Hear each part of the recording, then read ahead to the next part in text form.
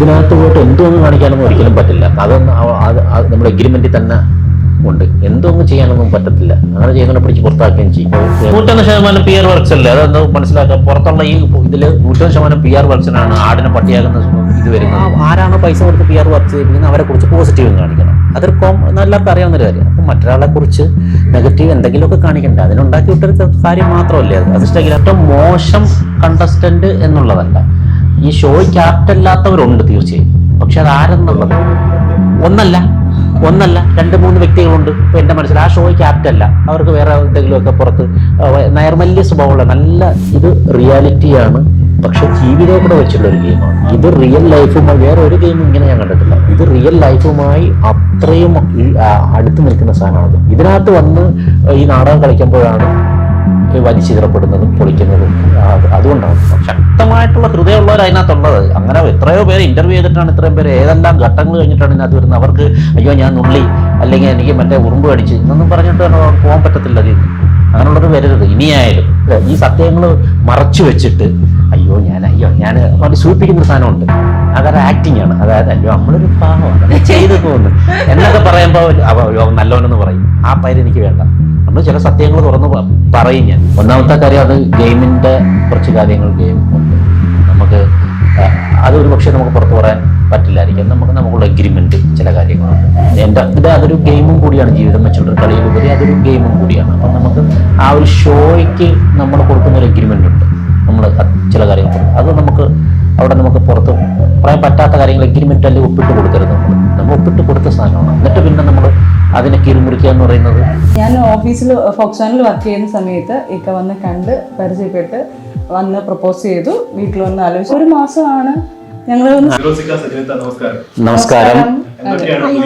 നമുക്കൊരു DFK എന്ന് പറഞ്ഞിട്ടൊരു യൂട്യൂബ് ചാനലുണ്ട്. അതിൻ്റെ പരിപാടിയായിട്ട് ഉണ്ട്. പിന്നെ വീട് പണി, ഞങ്ങളുടെ വീട് പണിയായിട്ട് സൈറ്റിലൊക്കെ പോകുന്നുണ്ട്. അപ്പോൾ ബിഗ് ബോസിൽ കയറിയപ്പോൾ നല്ലൊരു പ്ലാറ്റ്ഫോം കിട്ടിയെന്ന സംതൃപ്തിയുണ്ട്. പിന്നെ ഒരുപാട് നല്ല കാര്യങ്ങളുണ്ട്. കാരണം പ്രത്യേകിച്ച് ഒരുപാട് പേർക്ക് നമ്മൾ എന്താണെന്നുള്ളത് മനസ്സിലായി. ഇപ്പോൾ നമുക്ക് നേരത്തെ പരിചയമുള്ളവർക്ക് പോലും കുറച്ചുകൂടെ നമ്മൾ എന്താണ്, ജസ്റ്റ് പരിചയമുള്ളവരുണ്ടല്ലോ, ഫാമിലി അല്ല ഞാൻ പറയുന്നത്, നമ്മുടെ വീട്ടുകാരെയല്ല പറയുന്നത്, അല്ലാത്തവർക്കും എന്താണ് എന്നുള്ളത് മനസ്സിലായി. കാരണം ഇത് ജീവിതം കൊണ്ടൊരു കളി കൂടെ ആയിരുന്നല്ലോ അതിനകത്ത്. അപ്പം നമ്മളായിട്ട് നിന്നതുകൊണ്ട് തന്നെ എന്താണെന്നുള്ളത് വ്യക്തമായി മനസ്സിലായി. അപ്പം പിന്നെ ഒരുപാട് പേര് നമ്മളെ സ്നേഹിക്കുന്നുണ്ട് ഇപ്പോഴും. ഒരുപാട് നമ്മൾ പോലും കണ്ടിട്ടില്ലാത്ത, ശബ്ദം പോലും കേട്ടിട്ടില്ലാത്ത ഒരുപാട് പേര് മലയാളികൾ, അത് കേരളത്തിൻ്റെ പുറത്തും ജീവിക്കുന്ന മലയാളികളായ ലോകത്തെല്ലായിടത്തും മലയാളികളുണ്ട്. മലയാളികളൊക്കെ നല്ല രീതിയിൽ ഞങ്ങളെ സ്നേഹിക്കുന്നു എന്നുള്ളതിൽ ഞങ്ങൾക്ക് ഭയങ്കര സന്തോഷമാണ്. ഇവരൊക്കെ നമ്മൾ ഒരുപാട് പേര് ഇപ്പോഴും കോൾസ് വന്നുകൊണ്ടിരിക്കുകയാണ് നമുക്ക്. അപ്പോൾ അതൊക്കെ സ്നേഹം കൊണ്ടുള്ള ഒരു വിളികളാണ്. തീർച്ചയായിട്ടും ഇത്രയും പേരുടെ സ്നേഹം നമുക്ക് കിട്ടുക എന്ന് പറഞ്ഞാൽ അത് ചെറിയ കാര്യമല്ല. ഞാൻ കുറേ വർക്കുകൾ ചെയ്തിട്ടുണ്ടായിരുന്നു, സിനിമ ചെയ്തിട്ടുണ്ടായിരുന്നു. എനിക്ക് തോന്നുന്നു ബിഗ് ബോസിൽ വന്നതിന് ശേഷമാണ് എനിക്ക് ഏറ്റവും ഒരു പ്രത്യേകത എന്ന് പറഞ്ഞു കഴിഞ്ഞാൽ, ബിഗ് ബോസിൽ വന്നതിന് ഇതെന്ന് പറഞ്ഞാൽ ഏതെങ്കിലും സീരിയൽ ചെയ്താലും സിനിമ ചെയ്താലും ആ കഥാപാത്രം വെച്ചിട്ടായിരിക്കും നമ്മളെ എല്ലാവരും അറിയപ്പെടുന്നത്. ഞാൻ ചെയ്തിട്ടുള്ള വർക്ക് കണ്ടിട്ടുള്ളവര് എന്നെ അങ്ങനെ എല്ലാവർക്കും തിരിച്ചറിഞ്ഞിട്ടില്ല. എന്നെ കണ്ടിട്ടുള്ള ആ വർക്കിൽ കാണുമ്പോൾ പറയും ഇന്ന കഥാപാത്രം എന്ന് പറയും. ഇപ്പൊ എവിടെ ഇറങ്ങിയാലും എന്റെ പേര് വിളിച്ച് സജന എന്ന് പറയും. ഫിറോസ്ഖാൻ എല്ലാവർക്കും അറിയാം. പക്ഷെ എന്റെ പേര് വിളിച്ച് സജനയല്ലേ സജന എന്നൊക്കെ പറയുമ്പോൾ അത് ഭയങ്കര ഒരു വല്ലാത്തൊരു സന്തോഷമാണ്. ക്യാരക്ടറിന്റെ ഒരു പേരല്ലല്ലോ, നമ്മളുടെ പേര് തന്നെ മറ്റുള്ളവര് വിളിച്ച് നമ്മൾ മനസ്സിലാക്കുക എന്ന് പറയുന്നത് അത് വലിയൊരു ഭാഗ്യം തന്നെ. അതാണ് ബിഗ് ബോസിനെ സംബന്ധിച്ച് എനിക്കൊരു വലിയൊരു പിന്നെ എല്ലാം വളരെ ഹാപ്പിയാണ്. ബിഗ് ബോസിൽ പോയ സമയത്ത് പുള്ളിക്കാരന് ഭയങ്കരമായിട്ട് മിസ് ചെയ്തിട്ടുണ്ട്. കാരണം ഞങ്ങൾ പോകുന്നിടത്തെല്ലാം ഇതുപോലെ കൂടെ കാണും. മോള് പിന്നെ കുഴപ്പമില്ല, അവള് കുറച്ചുകൂടെ മെച്ചൂരിറ്റി ആയതുകൊണ്ട്, കുഞ്ഞ് കുറച്ചും കൂടെ വളർന്നിട്ടുള്ളതുകൊണ്ട് അവർക്ക് അറിയാം, പറഞ്ഞാൽ മനസ്സിലാവും. പക്ഷെ ഇവനറിയില്ല. അന്നേരം ബിഗ് ബോസിൽ പോയ സമയത്ത് ഇവന് ഭയങ്കരമായിട്ട് വിഷമമായിരുന്നു. കാരണം ഓൾറെഡി ഇവനെ സംബന്ധിച്ചെന്ന് പറഞ്ഞാൽ സജനയുടെ ഒരു ഫീഡിങ് സ്റ്റേജിലും വർക്കിന് സജന പോകുന്നു. അപ്പോൾ ആ വർക്കിന് കൊണ്ടുപോകും. അപ്പോൾ ഇവനെ നമ്മൾ അങ്ങനെ മാറ്റി നിർത്തിയിട്ട് പോകാൻ പറ്റില്ല. എന്തായാലും ഫീഡ് ചെയ്യുന്നൊരു കുട്ടിയെ വീട്ടിലിട്ടിട്ട് പോകാൻ പറ്റില്ല. അപ്പോൾ അന്ന് മുതലേ നമ്മളുടെ കൂടെ ഷൂട്ടിനും ഇവനങ്ങ് വന്നു തുടങ്ങി. പിന്നെ നിർബന്ധ ബുദ്ധിയാണ് നമ്മൾ വീട്ടിൽ നിർത്തിയിട്ട് പോയത്. അപ്പോൾ ഞങ്ങൾ ബിഗ് ബോസിൽ പോയത് കൊണ്ട് ഒരു ചെറിയ ദുഃഖം എന്ന് പറയുന്നത്, ഇവൻ അത്രയും നാൾ 2 മാസത്തോളം ഇവൻ അവിടെ കുറച്ച് സാഡായിട്ട് നിന്നു. എന്നാലും മോളൊക്കെ ഉണ്ടായതുകൊണ്ടും പിന്നെ സജനയുടെ ഉമ്മ നല്ലോണം നോക്കുന്നതൊക്കെ കൊണ്ട് കുഴപ്പമില്ലായിരുന്നു. എങ്കിലും അവനൊരു ചെറിയ ഞങ്ങളെ കൂടുതൽ നിന്ന് ചെറിയൊരു വാശിയൊക്കെ ഉണ്ടായിരുന്നു. മോൻ്റെ പേര് അഹ്സൻ ബിൻ ഫിറോസ് എന്നാണ് ഒഫീഷ്യൽ പേര്. പക്ഷെ അത് അവന് പോലും ആ പേരിന്റെ ഒഫീഷ്യൽ ഇവനെ റോൾസ് എന്നൊക്കെ വിളിക്കുന്നത് വീട്ടിൽ വിളിക്കുന്ന റോവൽ എന്നാണ്. പക്ഷെ അവന് അറിയില്ല ആക്ച്വലി അഹ്സൻ എന്നാണെന്ന്. ഞങ്ങൾ ലവ് മാരേജ് ആയിരുന്നു. ലവ് ആൻഡ് അറേഞ്ച് മാരേജ് എന്നൊക്കെ പറയാം. സെക്കൻഡ് മാരേജ് ആണ്, അതെല്ലാവർക്കും അറിയാമല്ലോ. അപ്പം ഞാൻ ഓഫീസിൽ ഫോക്സോണിൽ വർക്ക് ചെയ്യുന്ന സമയത്ത് ഇക്ക വന്ന് കണ്ട് പരിചയപ്പെട്ട് വന്ന് പ്രപ്പോസ് ചെയ്തു. വീട്ടിൽ വന്ന് ആലോചിച്ചു. ഒരു മാസം ഞങ്ങൾക്ക് എന്താ പറയാ, ആ ഒരു മാസമാണ് ഞങ്ങൾ പിന്നെ കല്യാണത്തിന് ശേഷം സ്നേഹിച്ചിട്ടേ ഇല്ല. ആ ഒരു മാസം മാത്രമേ ഉള്ളായിരുന്നു അല്ലേ? അങ്ങനെയല്ല. അപ്പം അതിനുശേഷം ആ ഒരു മാസം ഞങ്ങൾക്ക് പരിചയപ്പെടാനും ഞങ്ങളെ കാര്യങ്ങളൊക്കെ ഇതാക്കാനും കുറച്ചുകൂടെ അടുക്കാൻ പറ്റി. ആ ഒരു മാസം തന്നെ ഞങ്ങൾക്ക് ധാരാളമായിരുന്നു. അപ്പൊ തന്നെ വീട്ടുകാരെല്ലാം കൂടെ വന്നിട്ട് ഉറപ്പിച്ചു, കല്യാണം നടത്തി, നിക്കാഹ് നടത്തി. ഏറ്റവും ഒരു മോശം കണ്ടസ്റ്റന്റ് എന്ന് പറയാൻ ഒരാളുണ്ടെങ്കിൽ ആരായിരിക്കും? അതായത് ഈ ഒരു ഷോയ്ക്ക് ആക്ട് അല്ല എന്ന് തോന്നിയിട്ടുള്ളത് രണ്ടുപേർക്കും തോന്നിയിട്ടുള്ള ഒരാളുണ്ടെങ്കിൽ ആരായിരിക്കും? അല്ലെങ്കിൽ ഒന്നുണ്ടെങ്കിൽ? അതായത് ഈ ഷോ ഏറ്റവും മോശം കണ്ടസ്റ്റന്റ് എന്നുള്ളതല്ല, ഈ ഷോയ്ക്ക് ആപ്റ്റല്ലാത്തവരുണ്ട് തീർച്ചയായും. പക്ഷെ അതാരെന്ന് നമുക്കിപ്പോൾ അതൊരു വ്യക്തിഹത്യയിലേക്ക് പോകും. നമ്മൾ ഒരുപക്ഷെ ഞാൻ ബിഗ് ബോസിനുള്ളിലായിരുന്നെങ്കിൽ അതെനിക്ക് പറഞ്ഞു കഴിഞ്ഞാൽ അവർ കൂടെ ഉള്ള സഭയിൽ, ഇപ്പോൾ ആ വ്യക്തി കൂടെ ഉള്ള സഭയിൽ ഞാൻ പറയും. ഇപ്പോൾ ഈ പ്രസൻറ്റിൽ ആ വ്യക്തി ഇല്ല. ഇപ്പം ഞാൻ ആരെയാണോ എൻ്റെ മനസ്സിലുള്ളത്, ഒന്നല്ല 2-3 വ്യക്തികളുണ്ട് ഇപ്പോൾ എൻ്റെ മനസ്സിൽ. ആ ഷോയ്ക്ക് ആപ്റ്റല്ല, അവർക്ക് വേറെ എന്തെങ്കിലുമൊക്കെ പുറത്ത് നൈർമല്യ സ്വഭാവമുള്ള നല്ല സ്വഭാവമൊക്കെ, അതായത് വളരെ പിഞ്ച് ഹൃദയമൊക്കെ ഉള്ളവരാണ്, എന്തോ വാട്ടവർ. പക്ഷേ അവരിവിടെ ഉണ്ടായിരുന്നെങ്കിൽ, ഞാൻ പറയാൻ ഉദ്ദേശിക്കുന്ന ആൾക്കാർ ഇവിടെ ഉണ്ടായിരുന്നെങ്കിൽ അത് ഞാൻ അവരുടെ മുന്നിൽ വെച്ച് പറഞ്ഞു. ഇപ്പോൾ അവരില്ലാത്ത സ്ഥിതിക്ക് ഞാനത് പറയുന്നത് ശരിയല്ല. എല്ലാ മത്സരാർത്ഥികളും നല്ല മത്സരാർത്ഥികളാണ്. അവിടെ അങ്ങനെ കൊള്ളില്ലെന്ന് ഞാൻ പറഞ്ഞില്ല. 1-2 പേരെ ഉള്ള പ്ലാറ്റ്ഫോമിന് പറ്റാത്തത്, 1-2-3 പേര് അത് പ്ലാറ്റ്ഫോമിന് പറ്റാത്തവരുണ്ട്. ബാക്കി എല്ലാവരും നല്ല മത്സരാർത്ഥികൾ തന്നെയാണ്. ബിഗ് ബോസ് എന്ന് പറഞ്ഞാൽ പ്ലാറ്റ്ഫോമും അതാണ്.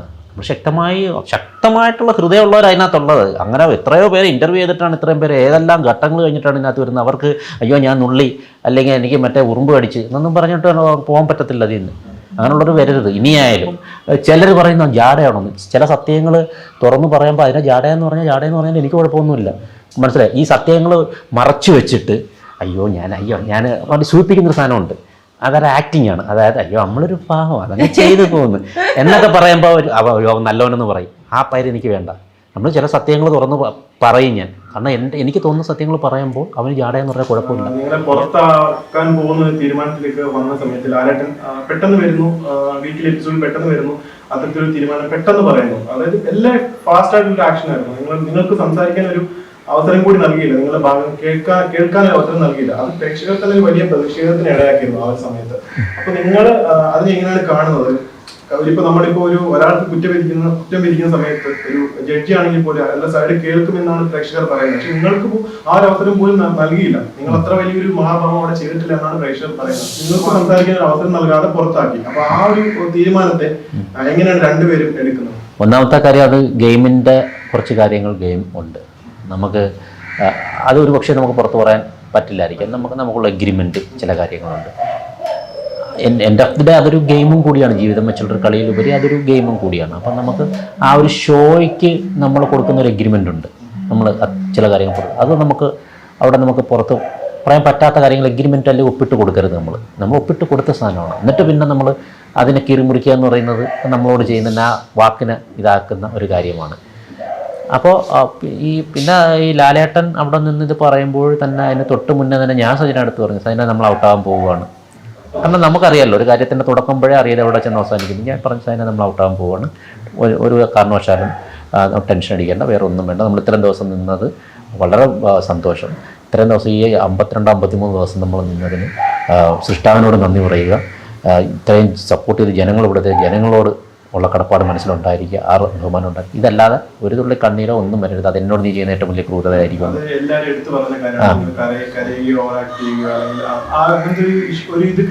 അത് ശരിക്കും ഒരു പക്ഷേ ഞാൻ ഇമോഷണൽ ആയേനെ ഒരു പക്ഷേ. കാരണം അതിന് മുമ്പ് ലാലേട്ടൻ വന്നിട്ട് പറയുമ്പോൾ ഞങ്ങൾക്ക് ചെറിയൊരു ബ്രേക്ക് അവിടെ തരുന്നുണ്ട് ഇടയ്ക്കിടയ്ക്ക്. ആ ബ്രേക്കിൽ ഇക്ക പറയുന്നുണ്ട് എൻ്റെ അടുത്ത്, സജന നീ ഇമോഷണൽ ആവരുത്, നമ്മൾ ഉറപ്പായിട്ടും ഔട്ട് ആവാൻ. കാരണം ഇക്കാക്ക് ലാലേട്ടൻ്റെ വരവും ഇതൊക്കെ കണ്ടപ്പോൾ തന്നെ ഇക്ക ഉറപ്പിച്ചു. പക്ഷെ ഞാൻ ഒട്ടും പ്രതീക്ഷയില്ല കേട്ടോ, ഞാൻ ഒട്ടും പ്രതീക്ഷയില്ല. പക്ഷെ ഞാൻ 101% ഞാൻ പ്രതീക്ഷിക്കുകയും ചെയ്തു, അത് ഞാൻ പറഞ്ഞു കൊടുക്കുകയും ചെയ്തു. കാരണം നമുക്കറിയാം ഇങ്ങനെ ഞാൻ പ്രതീക്ഷിച്ച കാര്യങ്ങളൊക്കെ തന്നെയല്ലേ അവിടെ നേരത്തെ ഞാൻ ഓരോ കാര്യങ്ങൾ ഇന്ന ഓരോ കാര്യങ്ങൾ പറഞ്ഞത്, എൻ്റെ നിലപാടുകളൊക്കെ അങ്ങനെ ഞാൻ പ്രതീക്ഷിച്ചതൊക്കെ അവിടെ സംഭവിച്ചിട്ടുമുണ്ട്. എന്തൊക്കെയാണോ ഞാൻ അവിടെ ഇറങ്ങിക്കഴിഞ്ഞാൽ എന്ത് സംഭവിക്കുമെന്ന് വരെ ഞാൻ പറഞ്ഞിട്ടുണ്ട്, അത് തന്നെ സംഭവിക്കുകയും ചെയ്തിട്ടുണ്ട്. അപ്പം അതെന്തുകൊണ്ടാണെന്നറിയോ, നമ്മുടെ ഒരു ഭയങ്കര കഴിവൊന്നുമില്ല, നമ്മൾ ആ ഒരു കാര്യത്തെക്കുറിച്ച് അത്രത്തോളം വീക്ഷിക്കുകയാണ്, അതായത് ഊണിലും ഉറക്കത്തിലും അതിനെക്കുറിച്ച് മാത്രം ചിന്തിച്ചുകൊണ്ടിരിക്കുക, എത്ര അലേർട്ടാണ്, അതിനെക്കുറിച്ചുള്ള സ്റ്റഡിയാണ്. അതുകൊണ്ടാണ് എനിക്കത് പറയാൻ പറ്റുന്നത്. അപ്പോൾ എനിക്കറിയാം, കാരണം എന്നെ സംബന്ധിച്ചിടത്തോളം 101% ഡെഡിക്കേറ്റഡ് ആയിരുന്നു ഞാനതിൽ. ഞാൻ നിൽക്കുന്ന പ്ലാറ്റ്ഫോമിൽ ഞാൻ 101% ഡെഡിക്കേറ്റഡ് ആയിരുന്നു. അതുകൊണ്ട് തന്നെ എനിക്കറിയാം ഇത് ഇങ്ങനെ പോയാൽ ഇങ്ങനെയാണ് എന്നുള്ളത് വ്യക്തമായിരുന്നു. കാരണം നീതി കിട്ടിയില്ല അങ്ങനെ വല്ലതും തോന്നുന്നുണ്ടോ? അല്ല, അതൊക്കെ ജനങ്ങൾ തീരുമാനിക്കണം. ഇതൊരു സുതാര്യതയാണ്, അതാണ് സുതാര്യമായ ഒരു കാര്യമാണ്. ഇത് ജനങ്ങൾ തീരുമാനിക്കുക, അവർക്ക് നീതി കിട്ടിയില്ല അല്ലെങ്കിൽ നീതി കിട്ടി എന്നുള്ളത് ജനങ്ങൾ തീരുമാനിക്കട്ടെ. പ്രവർത്തകർ തന്നെ പറയുന്ന കാര്യമാണ്, ഈ ഷോ പൂർണ്ണമായിട്ടും ജനങ്ങളുടെ തീരുമാനത്തിലൂടെയാണ് മുന്നോട്ട് പോകുന്നത്, അവരുടെ ഇഷ്ടം എന്താണ് അതാണ് നടക്കുന്നത്. പക്ഷെ അതിന് വിരുദ്ധമായിട്ടുള്ള കാരണങ്ങളാണ് നിങ്ങളുടെ ഇതിൽ സംഭവിച്ചത്. അപ്പൊ ജനങ്ങളുടെ ഒരു അഭിപ്രായമാണ് ആ സമയത്ത്. അല്ല, ഇത് അഭിപ്രായങ്ങൾ നമ്മളും കേട്ടതാണ്. അത് അപ്പോൾ നമുക്ക് ഇതിനകത്ത് പ്രത്യേകിച്ച് നമുക്ക് പറയാൻ പറ്റില്ല. കാരണം ഒന്നാമത്തെ കാര്യം എന്ന് പറഞ്ഞാൽ നമുക്ക് എഗ്രിമെൻ്റ് ഉള്ള വ്യക്തികളാണ് നമുക്ക്.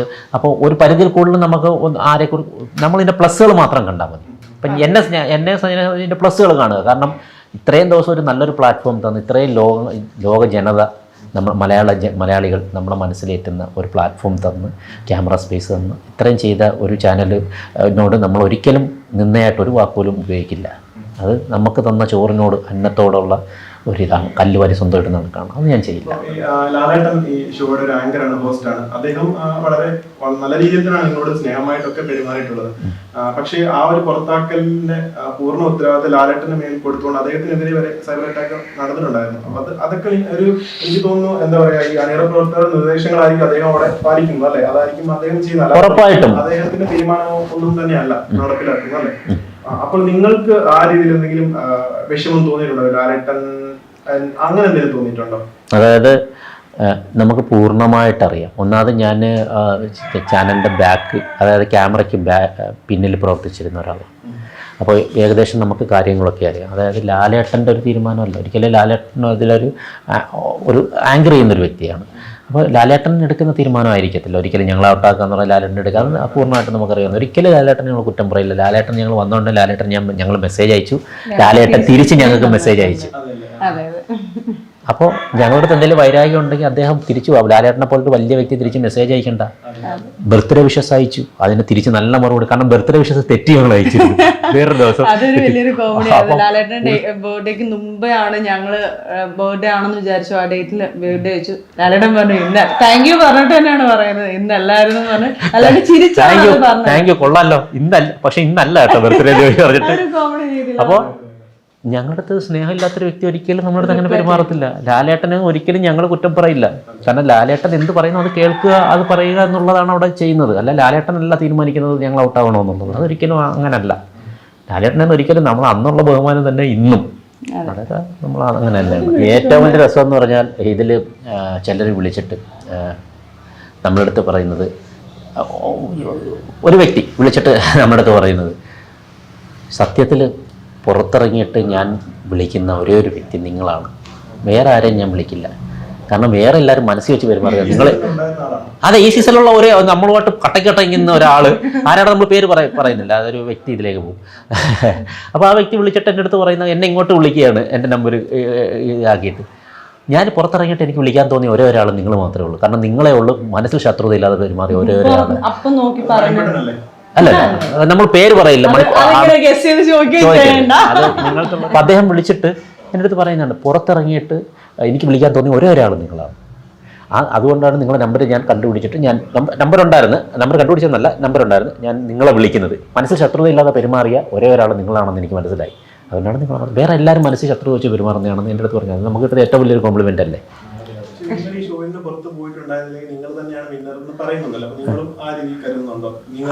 അല്ല, എന്നെ സംബന്ധിച്ച് ഞാൻ പൂർണ്ണമായി കോൺഫിഡൻസ് ഉള്ള ഒരാളാണ്.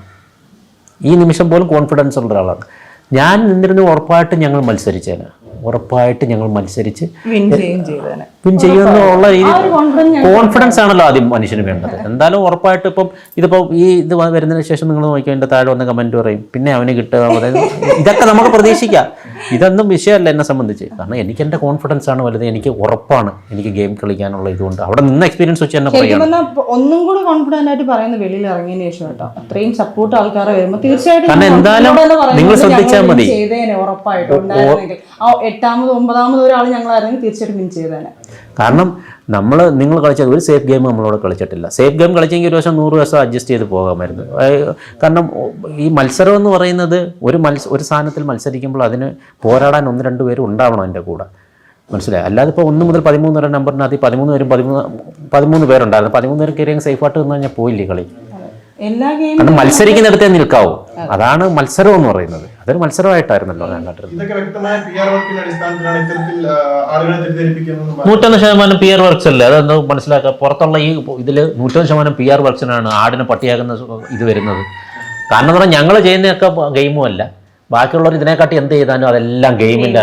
അത് ഉറപ്പായിട്ട് മനസ്സിലാക്കേണ്ടത് അതൊക്കെ മറ്റുള്ളവരുടെ PR വർക്ക്സിൻ്റെ ഒരു ഭാഗമായിട്ട് വരുന്നതാണെന്ന്. അതൊക്കെ സത്യത്തിൽ ഇതിനൊന്നും നമ്മൾ ഇഗ്നോർ ചെയ്യലാണ് ഈ ഇത്തരം പരിപാടികൾ. അത് ജനത്തിനും മനസ്സിലാവും. ഇത് വായിക്കുന്ന അല്ലെങ്കിൽ ഈ ന്യൂസ് കാണുന്ന ജനത്തിന് തന്നെ മനസ്സിലാവും ഇതിങ്ങനെയാണെന്ന്. കാരണം ജനം കാണുന്ന ഷോ അല്ലേ. ശരിക്കും നമുക്ക് ഈ PR വർക്ക്സ് എന്ന് പറഞ്ഞിട്ട് അതൊരു ജോലിയാണ്. അപ്പോൾ അവർക്ക് നമ്മൾ ആ ഒരു വർക്ക് ചെയ്യുന്നവർക്ക് കുറച്ച് സംഭവമുണ്ട്. അതായത് ആ വർക്കിന് ഒരു ഡെഡിക്കേഷൻ അവർ കാണിക്കണം. അപ്പോൾ അവർക്ക് എന്തെങ്കിലും ഒരു സാധനം ഉണ്ടാകണ്ടേ. പോസിറ്റീവ് മറ്റൊരാളെ കുറിച്ച് PR വർക്ക്സ് എന്ന് പറഞ്ഞാൽ മറ്റൊരാളെ കുറിച്ച് നെഗറ്റീവ് കൊടുക്കണം എന്നുള്ളതാണ്. അപ്പോൾ ആരാണോ പൈസ കൊടുത്ത് PR വർക്ക് ചെയ്യിപ്പിക്കുന്നത് അവരെ കുറിച്ച് പോസിറ്റീവും കാണിക്കണം. അതൊരു എല്ലാവർക്കും അറിയാവുന്നൊരു കാര്യമാണ്. അപ്പോൾ മറ്റൊരാളെ കുറിച്ച് നെഗറ്റീവ് എന്തെങ്കിലുമൊക്കെ കാണിക്കണ്ടേ. അതിനുണ്ടാക്കി വിട്ടൊരു കാര്യം മാത്രമല്ലേ അത് വ്യക്തമല്ലേ.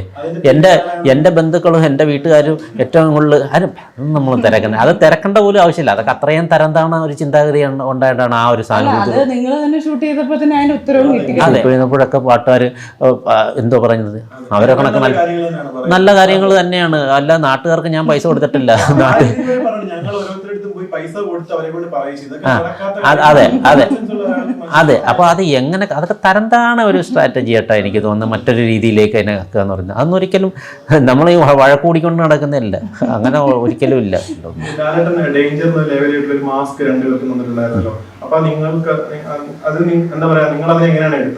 ഞാൻ എടുത്തത് പറഞ്ഞുതരാം.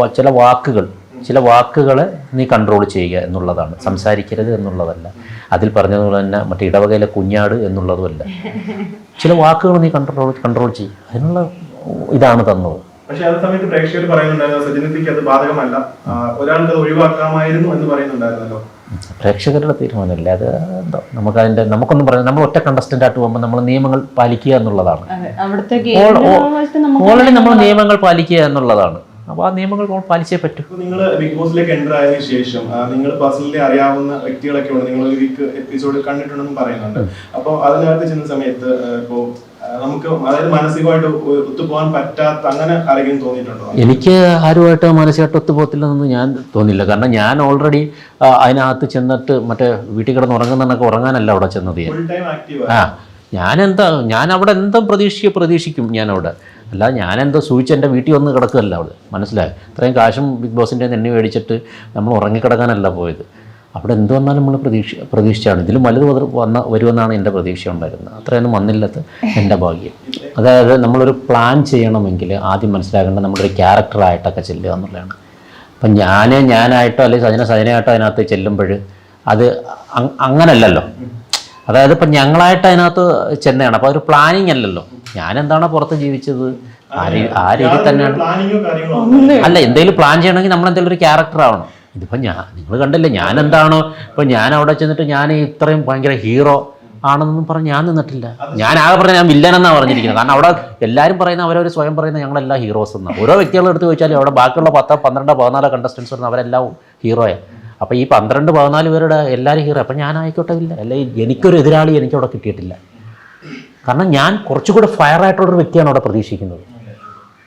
അതുകൊണ്ട് തന്നെയാണ് 12 പേരും 14 പേരും ഒന്നിച്ച് ചെന്നിട്ട് എന്നെ അറ്റാക്ക് ചെയ്യുന്നത്.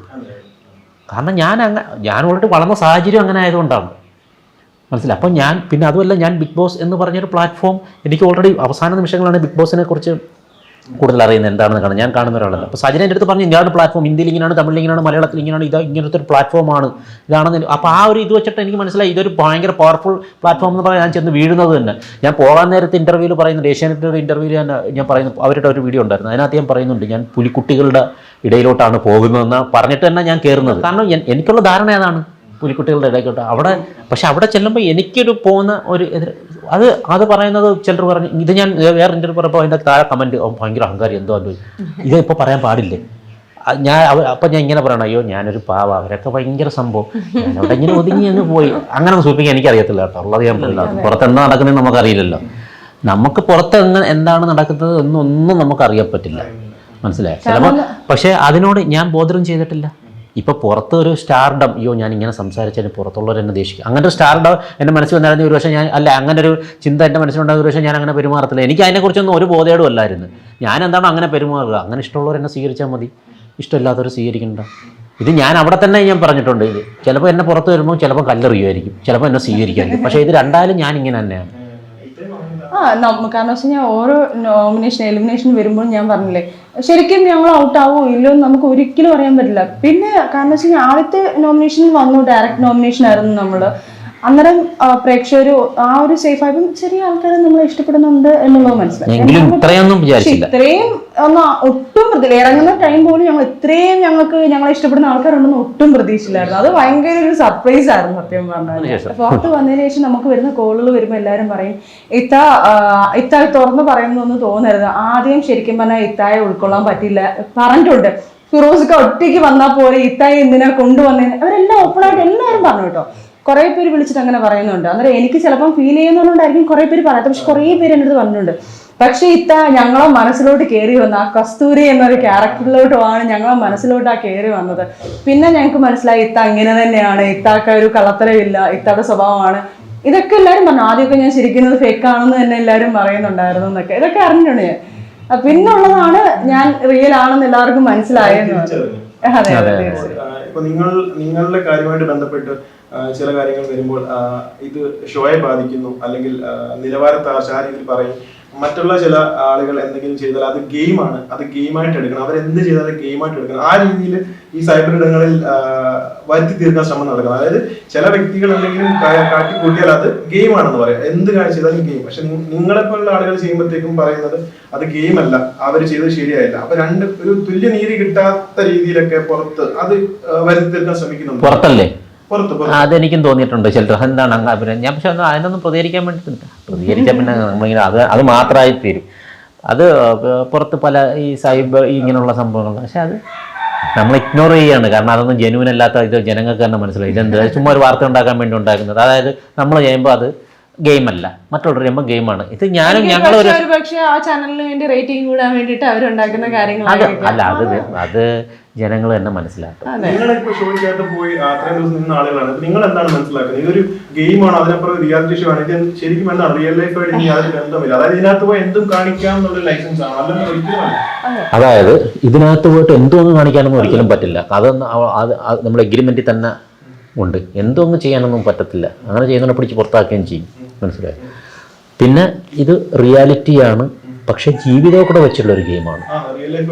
ഇത് റിയൽ ലൈഫുമായി വേറെ ഒരു ഗെയിമും ഇങ്ങനെ ഞാൻ കണ്ടിട്ടില്ല. ഇത് റിയൽ ലൈഫുമായി അത്രയും അടുത്ത് നിൽക്കുന്ന സാധനമാണ്.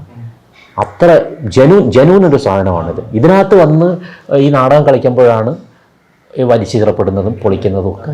അതുകൊണ്ടാണ് ഇത് പക്ക ഒരു റിയൽ സാധനമാണ്. ആദ്യത്തെ 1-2 ദിവസം ഒരു പക്ഷേ നമ്മൾ 1-2-3 ദിവസം അകത്ത് പോകുമ്പോഴത്തേക്ക് കുറച്ചൊക്കെ അഭിനയിച്ച് നിൽക്കാൻ ശ്രമിച്ചാൽ പോലും 4-ാം തീയതി ക്യാമറയും ക്യാമറയൊക്കെ അങ്ങ് മറക്കും നമ്മൾ.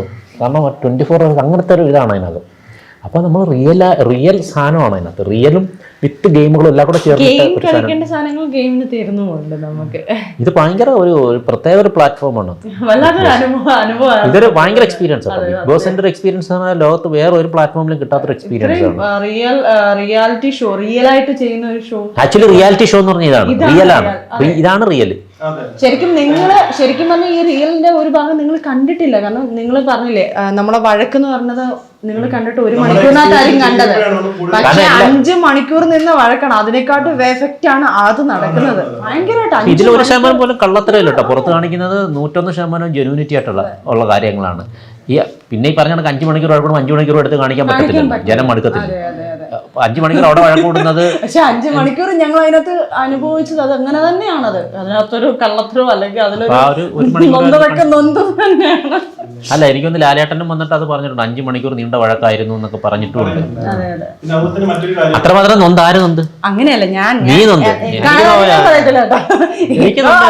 പക്ഷെ എനിക്ക് ചിലതൊക്കെ നമ്മള് ചിലത് അങ്ങനെ പറ്റത്തില്ലല്ലോ. എനിക്കങ്ങനെയല്ല കേട്ടോ. എന്നെ സംബന്ധിച്ച് ഞാൻ ഭയങ്കര ഒരു മുൾമുനയിൽ നിൽക്കുക എന്നെല്ലാം പറഞ്ഞു കേട്ടില്ലേ, അതേ സിറ്റുവേഷൻ ഞാൻ അനുഭവിച്ചത്. കാരണം അത്രയും പേര് വന്ന് ഇക്കായാലും എന്നെ ആയാലും ഇങ്ങനെ വന്ന് പറയുമ്പം ഇക്ക അത്രയ്ക്ക് നിൽക്കും, പക്ഷെ എന്നെ കൊണ്ട് താങ്ങാൻ പറ്റത്തില്ല. ഹിന്ദിയിലും തമിഴിലുള്ള ഒരു രീതികളല്ല ഏഷ്യാനെറ്റ് ഷോ കണ്ടക്ട് ചെയ്യുന്നത്. മലയാളം ബിഗ് ബോസിൽ ആ ഒരു രീതിയല്ല ഫോളോ ചെയ്യുന്നത്. അപ്പൊ അതിൽ നിന്നൊക്കെ എന്റെ ഡിഫറെന്റ് ആയിട്ടുള്ള ഒരു രീതിയാണ് ഈ മലയാളം ബിഗ് ബോസിലോട്ട് വരുന്നത്. എന്തുകൊണ്ടായിരിക്കും അത്തരത്തിൽ സംഭവിക്കുന്നത്? ഏഷ്യാനെറ്റ് ഫോളോ ചെയ്യുന്നുള്ളത് അതിനോട് എനിക്ക് യോജിപ്പില്ല. ഏഷ്യാനെറ്റ് അങ്ങനെ ഫോളോ അവിടെ ചെയ്യുന്ന സാധനങ്ങൾ തന്നെയാണ്. കാരണം നമ്മൾ അവിടെ നിന്ന് ചെയ്ത സാധനം തന്നെ പുറത്ത് വന്നതല്ല. ഏഷ്യാനെറ്റ് അങ്ങനെ ഫോളോ ചെയ്യില്ല.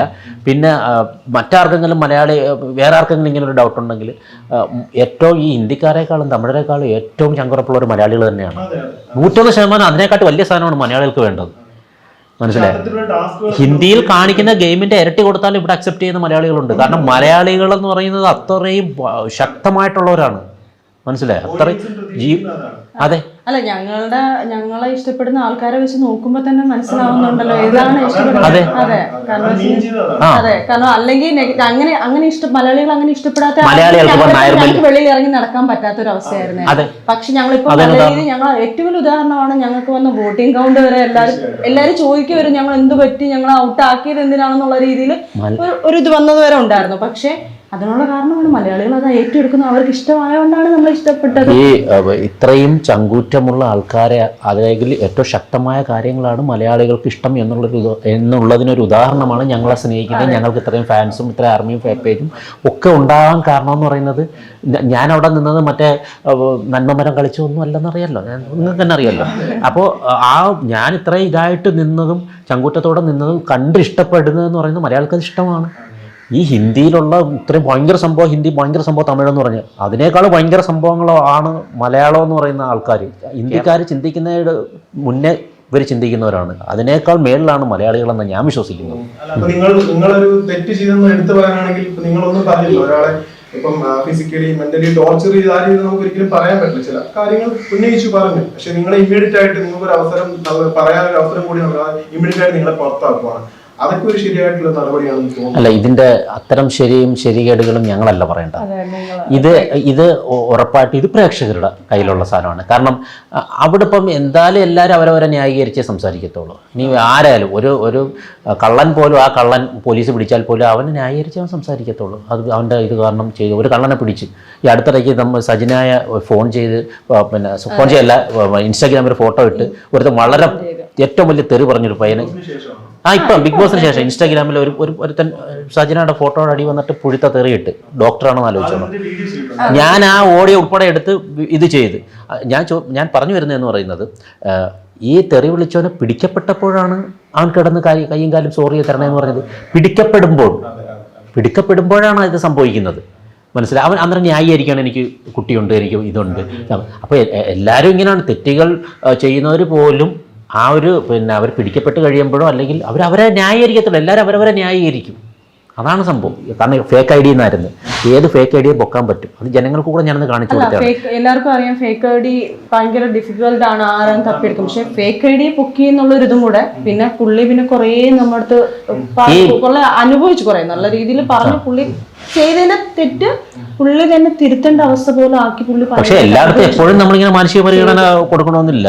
നല്ലതും ചീത്തയും ഉണ്ട്. ആ ചീത്തയായിട്ട് സഭ്യമായ ഭാഷയിലും കാര്യങ്ങളിലും ഉപയോഗിക്കാവുന്ന കാര്യങ്ങളുണ്ട്.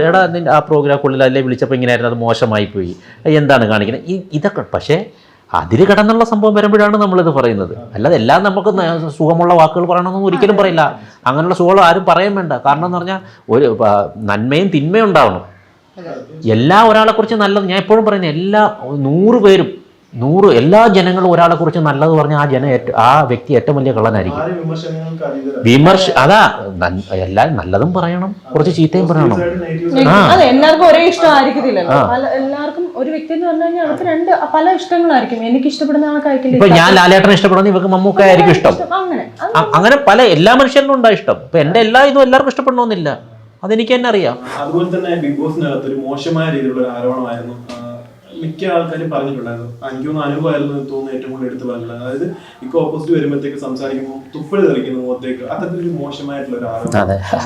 അതെ, കറക്റ്റാ ചോദിച്ചതിന് തന്നെ അതിൻ്റെ ഉത്തരവുണ്ട്. ഇത് തന്നെയാണ് വളരെ മോശമായ ഒരു ആരോപണമാണ്. കാരണം നമ്മൾ സാധാരണ രീതിയിൽ സംസാരിക്കുന്നതിനേക്കാൾ ഏറ്റവും ദേഷിച്ച് സംസാരിക്കുമ്പം അതും മുഖത്തോട് മുഖം നോക്കിയെന്ന് അങ്ങനെ ദൂരെ നിന്നല്ല, ഫേസ് ടു ഫേസിൽ അത്രയും ക്ലോസ് ആയിട്ട് ഉച്ചത്തിൽ ഔട്ട് എടുത്ത് സംസാരിക്കുമ്പോൾ ഒബ്വിയസ്ലി തുപ്പലിൻ്റെ അംശങ്ങൾ തെറിക്കും. ഏറ്റവും വലിയ രസം ഇവരുടെയൊക്കെ എന്നെ കുളിപ്പിച്ച രീതി, അതായത് ആനയുടെ തുമ്പിക്കൈ വെള്ളം എടുത്ത് ചീറ്റുന്ന കണക്ക് എൻ്റെ മുഖത്ത് തുപ്പലിട്ട് ഞാൻ അതിനെക്കുറിച്ച് പറഞ്ഞില്ല. പലരും ആക്ച്വലി ഏറ്റവും വലിയ ഭാഗ്യം എന്ന് പറഞ്ഞാൽ ഈ 12 പേരുടെയും തുപ്പൽ എൻ്റെ ദേഹത്ത് വീണിട്ടുണ്ട്. പക്ഷേ ഞാനത് ഒരിക്കലും എനിക്കത് വലിയ, കാരണം മനുഷ്യരാകുമ്പോൾ അങ്ങനെയാണ്. അതിനെ ഒരു ഗെയിം ആക്കാനുള്ള അത്ര നിലവാര താഴ്ച എനിക്ക് ഉണ്ടായിട്ടില്ല. അതിനൊന്നും ഞാൻ ഒരിക്കലും അങ്ങനൊന്നും ഞാൻ ഗെയിം ആക്കില്ല, അർഹിക്കുന്നില്ല. അതിന് മറുപടി അർഹിക്കുന്നുണ്ടോ? അറിയാലോ, കാരണം ഒരാൾ നോർമലി സംസാരിച്ചാൽ പോലും കുറച്ച് പ്രഷറായിട്ട് നമ്മുടെ രീതിയിൽ സംസാരിക്കുമ്പോൾ സ്വാഭാവിക തുപ്പല് വരും. ഇതിപ്പോ അത്രയും കൂടെ അടുത്ത് നിന്ന് സംസാരിക്കുമ്പോൾ ഓട്ടോമാറ്റിക്കലി വീഴുമെന്ന് ചിന്തിക്കുന്നവർക്ക് അറിയാം. അത് ഏറ്റവും രസം ഈ പറയുന്ന വ്യക്തികള്, ഞാൻ പറഞ്ഞില്ലേ ഈ 12 പേരിൽ നിന്ന് മഴ പോലെ എൻ്റെ ദേഹത്ത് വന്ന് വീണിട്ടുണ്ട്. പക്ഷെ ഞാനത് പറഞ്ഞിട്ടില്ല, കാരണം അതൊക്കെ തരം താണ ഡയലോഗായി. ഞാൻ അത്ര തരം താഴാൻ ഞാൻ ആഗ്രഹിക്കും. യഥാർത്ഥത്തിൽ അവിടെ ഏറ്റവും കൂടുതൽ ശത്രുത കാണിക്കേണ്ടുള്ള ഞാനല്ലേ, എന്നെ ജനങ്ങളല്ലല്ലോ ഔട്ടാക്കിയത്. അവരെല്ലാം കൂടെ പറഞ്ഞിട്ടല്ലേ, അവരെല്ലാവരും കൂടെ എഴുന്നേറ്റെന്ന് പറഞ്ഞില്ലേ എന്നെ ഔട്ടാക്കിയത്. യഥാർത്ഥത്തിൽ ശത്രുത കാണിക്കേണ്ട ഒരേ ഒരു വ്യക്തി ഞാനാണ് ബാക്കിയുള്ളവരുടെ അടുത്ത്. ബാക്കി എല്ലാവരെയും നിങ്ങൾ ശ്രദ്ധിച്ചാൽ മതി, ജനങ്ങളുടെ വോട്ട് കുറവാണ് ഔട്ടായത്. ഞാനങ്ങനല്ല. അപ്പോൾ യഥാർത്ഥത്തിൽ ശത്രുത കാണിക്കേണ്ട വ്യക്തി ഞാനാണ്. എൻ്റെ കഞ്ഞി പാറ്റ പിടിച്ചിട്ടതും അവരാണ്. പക്ഷേ ഞാൻ യഥാർത്ഥത്തിൽ ശത്രുത കാണിക്കേണ്ട വ്യക്തി ഞാനായിട്ട് പോലും ഞാൻ എല്ലാവരെയും വിളിക്കുക, അവരോട് സൗഹൃദം. എന്തുകൊണ്ടാണ്? എനിക്കറിയാം, ഒരു ശത്രുതയില്ല കേട്ടോ. മണിക്കൂട്ടന് നല്ല വ്യക്തിയാണ്, അദ്ദേഹം നല്ലൊരു ആക്ടറാണ്, നല്ലൊരു ആർട്ടിസ്റ്റാണ്. ഇവള് ഒരു ബ്രദറിനെ കണക്ക് കാണുന്ന, നല്ലൊരു ബ്രദറിനെ കണക്കാണ് ഇവള് കാണുന്നത്, തിരിച്ച് സിസ്റ്റർ കണക്കാണ്. അവനെ വിളിച്ചു ഞാൻ, പിന്നെ മണിയെ വിളിച്ച് ഞങ്ങൾ എത്ര നേരം സംസാരിച്ച്. അവൻ പറഞ്ഞു എന്തായാലും നമ്മൾ എടാ നീ കുറച്ചും കൂടെ വെയിറ്റ് ചെയ്യണം, സിനിമയ്ക്ക് വേണ്ടിയിട്ട് വലിയ ഡയറക്ടേഴ്സ്. അദ്ദേഹം നല്ല രീതിയിൽ എൻ്റെ അടുത്ത് പറഞ്ഞു. അത് കാരണം സിനിമയിൽ അത്യാവശ്യം അവന് കുറച്ച് നമ്മളെക്കാട്ടി നല്ല കോൺടാക്ട്സ് ഉള്ളൊരു, അറിയാലോ, നല്ല സിനിമയിൽ നല്ല കോൺടാക്ട്സ് ഉണ്ട് അവർ. അപ്പോൾ അവൻ എൻ്റെ അടുത്ത് പറഞ്ഞു പോസിറ്റീവ് അല്ലേ, അവന് നല്ലൊരു മനസ്സുണ്ടായിട്ട് അവൻ പറഞ്ഞു എടാ നീ കുറച്ചുകൂടെ വെയിറ്റ് ചെയ്യണം, ഇപ്പോൾ കൊറോണയുണ്ട്, ആ ഒരു സമയം നീ ഒന്ന് ഇതാവണം. വലിയ സിനിമകളുടെ ഡയറക്ടേഴ്സുമായി അവൻ സംസാരിച്ചിരിക്കുകയാണ്.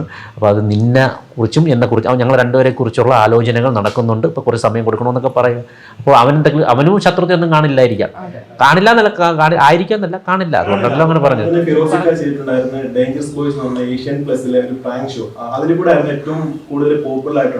അതിലെ ഡേഞ്ചറസ് ഫിറോസ് ഖാൻ, ഓക്കെ, അതാണ് ഇപ്പോൾ DFK എന്നുള്ള പേരാക്കി മാറിയിരിക്കുന്നത്. അത് ഇക്കയുടെ ഫാൻസ് ആർമിക്കാരാണ് ആ ഒരു പേര് തന്നിട്ടുണ്ടായിരുന്നത്. അപ്പോൾ അതിന്റെ അകത്തുന്ന സമയത്ത് ഇതൊന്നും അറിയുന്നുണ്ടായിരുന്നില്ലല്ലോ. പുറത്ത് വന്നപ്പോൾ ഈ DFK, ഈ ഇക്കയുടെ യൂട്യൂബ് ചാനലിൽ പോയി DFK എന്നൊരു പേര് കൊടുത്തത് ഈ ഫാൻസ് ഇട്ട പേരാണ്. അപ്പോൾ അതിനെയൊക്കെ എത്രത്തോളം? തീർച്ചയായിട്ടും വളരെ പവർഫുൾ ഒരു പേരായിട്ടാണ് എനിക്ക് തോന്നുന്നത്. പിന്നെ ഞാൻ ഏറ്റവും ഇഷ്ടപ്പെട്ടതും എനിക്കൊരു കരിയറിൻ്റെ ഒരു ടേണിങ് തന്നതുമാണ് ഡേഞ്ചറസ് ബോയ്സ് എന്നുള്ള പ്രോഗ്രാം. അപ്പോൾ അതിൻ്റെ തന്നെ ഡേഞ്ചറസിൻ്റെ ഡിയും പിന്നെ ഫിറോസ് ഖാൻ്റെ FK അത് വരുമ്പോഴത്തേക്ക് അതിനൊരു അർത്ഥം ആയിട്ടുള്ളതാണ്. പിന്നെ എല്ലാവരും പറയുന്നത് ഞാൻ അവിടെ ഡേഞ്ചറസ് ആയിരുന്നു, അതുകൂടെ കൊണ്ടാണ്. അങ്ങനെ മൊത്തത്തിൽ അതിനൊരു പവർ ഉണ്ടായിരുന്നു. അപ്പോൾ അതുകൊണ്ട് തന്നെയാണ് എനിക്ക് ആ പേര് ഇഷ്ടപ്പെട്ടത് കൊണ്ട് തന്നെയാണ് ഞാൻ എൻ്റെ ചാനലിലും DFK എന്ന് ആക്കിയത്, യൂട്യൂബ് ചാനലിൽ. ഈ DFKക്ക് ഒരു ഇതുണ്ടായിരുന്നു കേട്ടോ. ഞങ്ങൾ അറിയില്ലേ, ഞങ്ങൾ പുറത്തുള്ള നമുക്കൊന്നും അറിയത്തില്ലല്ലോ. നമ്മൾ ഇറങ്ങി വന്ന് നമുക്ക് ഫോൺ കിട്ടുന്നതിൻ്റെ അന്നത്തെ ദിവസം നമുക്ക് കുറേ കോളുകൾ വരുന്നുണ്ടല്ലോ. കോൾ വന്നപ്പം ഇക്കാക്ക് ആദ്യത്തെ കോൾ വന്നിട്ട് DFK ആണോ, അന്നേരം ഇക്ക പറഞ്ഞ അല്ല റോങ് നമ്പർ എന്ന് പറഞ്ഞാൽ കട്ടാക്കി.